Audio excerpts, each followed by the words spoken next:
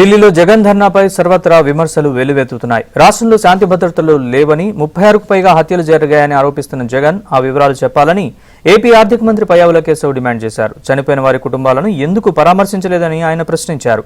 నేరుగా ఢిల్లీకి వెళ్లి ధర్నా చేయడం వెనుక భవిష్యత్తు రాజకీయంలో భాగమేనన్నారు. పార్లమెంట్ సమావేశాలు జరుగుతున్న నేపథ్యంలో విపక్ష పార్టీల నేతలతో భేటీ కావడమే జగన్ లక్ష్యమని మంత్రి పయ్యావుల స్పష్టం చేశారు. నువ్వేసిన సిఐలు, ఎస్ఐలు, డిఎస్పీలు ఇంకా వాళ్లే కొనసాగుతూ ఉంటే పోలీసులు ప్రేక్షక పాత్ర వహిస్తున్నారు. 36 హత్యలు జరిగాను. ఏంటో 36 మీ కార్యకర్తల పేర్లు ఎవరో పేర్లు చెప్పండి. మరి 36 మంది మీ నాయకులు చచ్చిపోతే మీరు పరామర్శించడానికి ఓరు, మీ మాజీ మంత్రులు ఎవరు ఓరు, మీ రికార్డ్ అసిస్టెంట్ ఉన్నాడు ఒక ఆయన, అన్ని సకల శాఖ మంత్రి, ఆయన ఓడు. సడన్ గా ఢిల్లీ పోయేటప్పటికి ఏదో 36 వచ్చినాయి. శాఖ ఎవరు చచ్చిపోయారు, మీ కార్యకర్తలు ఎవరు, మీ నాయకులు ఎవరు, రండి శాసనసభకి చర్చిద్దామని చెప్పేసి మా హోమ్ మినిస్టర్ గారు మీకు ఇన్విటేషన్ ఇచ్చారు. రారు.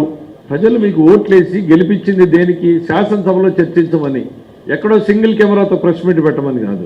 రాజకీయ నాయకుడు అనేవాడు జనంలో ఉండాలి, మీడియా ముందు ఉండాలి. మరి సింగిల్ కెమెరా, అది మీ కెమెరా ముందు మాత్రమే మీరు మాట్లాడింది మాత్రమే వినిపించాలి. అదేంటంటే స్థలం చాలా తక్కువ ఉందంట క్యాంప్.